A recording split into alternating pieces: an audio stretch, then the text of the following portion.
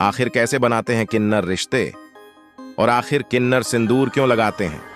और किन्नरों की जिंदगी क्या होती है? और क्या किन्नर भी प्रेग्नेंट हो सकते हैं? और दुनिया का एक ऐसा किन्नर जिसकी खूबसूरती देखकर आप दंग रह जाएंगे। और ऐसा क्यों कहा जाता है कि अगर किसी किन्नर का दिल किसी लड़के पर आ जाए तो समझ लें कि लड़के की लॉटरी लग गई है और वे उसे धनवान बना देंगे। किन्नरों से आशीर्वाद तो हर कोई लेना चाहता है, लेकिन उनका सम्मान कोई नहीं करना चाहता।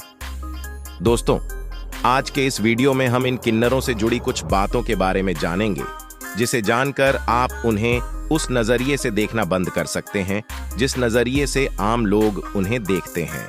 आपको बता दें कि किन्नरों का वर्णन धार्मिक ग्रंथों में भी किया गया है, जिसमें साफ कहा गया है कि ये किन्नर किसी को भी आशीर्वाद या श्राप दे सकता है। वहीं अगर आज की पीढ़ी की बात करें तो विज्ञान हमें बताता है कि जब बच्चा मां के गर्भ में होता है तो 3 महीने के बाद उसके शरीर का विकास होना शुरू हो जाता है। लेकिन अगर इस बीच मां को कोई शारीरिक समस्या या बीमारी हो तब उस स्थिति का पता नहीं चलता। इस स्थिति में गर्भ में हार्मोन असंतुलन हो जाता है।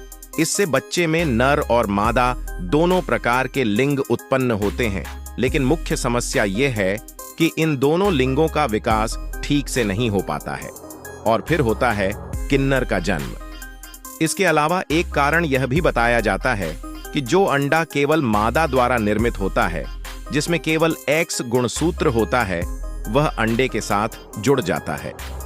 पुरुष की कोशिका, जिसमें एक्स और Y दोनों गुणसूत्र हो सकते हैं, यदि यह एक्स कोशिका आपस में जुड़ जाए तो एक्स और एक्स के मिलने से लड़की का जन्म होता है, और यदि यह U कोशिका आपस में जुड़ जाए तो एक्स और U के मिलने से लड़का पैदा होता है। लेकिन कुछ दुर्लभ मामलों में कभी-कभी ऐसा होता है कि जब एक्स और एक्स क्रोमोसोम के मिलने से लड़की का जन्म होता है तो पुरुष के Y क्रोमोसोम का एक हिस्सा एक्स क्रोमोसोम से जुड़ जाता है। ऐसा होने के बाद जो बच्चे पैदा होने वाले होते हैं उनके आनुवंशिक अंग विकसित नहीं हो पाते ठीक से, या फिर नर के प्रजनन अंग मादा में और मादा के नर में विकसित होते हैं, और इस बच्चे को किन्नर कहा जाता है। दोस्तों, अगर किसी किन्नर के यहाँ जन्म हुआ है तो ऐसे बच्चे को उसके माता पिता के साथ नहीं रखा जा सकता है। किन्नर समाज के लोग आकर उस बच्चे को गोद ले लेते हैं।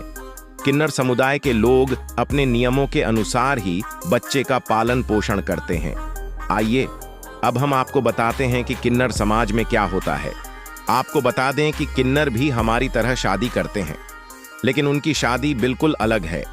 किन्नर समुदाय के लोग अपने आराध्य देव अरावण से विवाह करते हैं। आपको बता दें कि अरावण अर्जुन का पुत्र था। अरावण किन्नरों का पति था। वह एक पुजारी और पुजारिन था। वस्तुतः सब कुछ विपरीत ही माना जाता है। आपको बता दें कि अरावणा ने सिर्फ 21 घंटे के लिए शादी की थी, यानी एक दिन।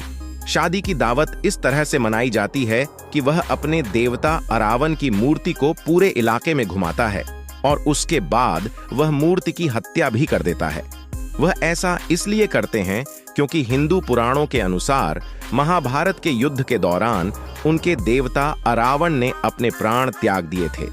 तो यह सब करने के बाद सभी किन्नर शोक मनाते हैं। इन किन्नरों के लिए यह बहुत बड़ा उत्सव है, जैसे वे हर साल मनाते हैं। अब आइए जानें कि ये लोग मरने के बाद कैसे आगे बढ़ते हैं। दरअसल जब किसी किन्नर की मौत हो जाती है तो उसे आधी रात के बाद ले जाया जाता है। वे ऐसा इसलिए करते हैं क्योंकि किन्नर की मौत का सफर कोई आम इंसान न देख सके। आपको जानकर हैरानी होगी कि किन्नर अपने समुदाय की मौत का जश्न नहीं मनाते हैं। उनके मुताबिक यह खुशी का समय है। उनका मानना है कि उनके बीच रहने वाला यह किन्नर इस नर्क से मुक्त हो गया है और उसका दूसरा जन्म अच्छा है।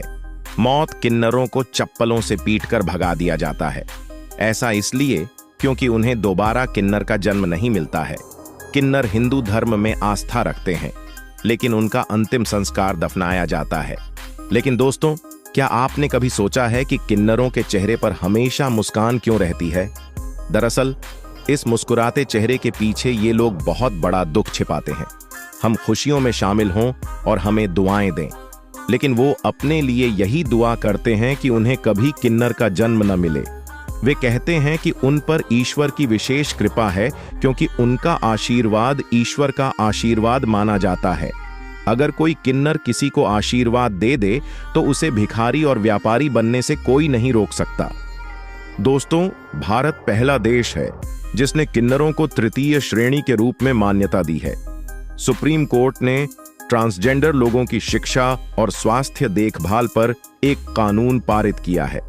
केंद्र सरकार और राज्य सरकारों ने भी इस कानून को मुहैया कराने के निर्देश दिए हैं। और आप जानते ही होंगे कि हाल ही में पद्मा लक्ष्मी, जो एक ट्रांसजेंडर थीं, केरल की पहली वकील बनी हैं।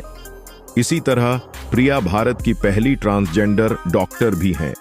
इसका मतलब यह है कि लोग अब चीजों को अलग तरह से देख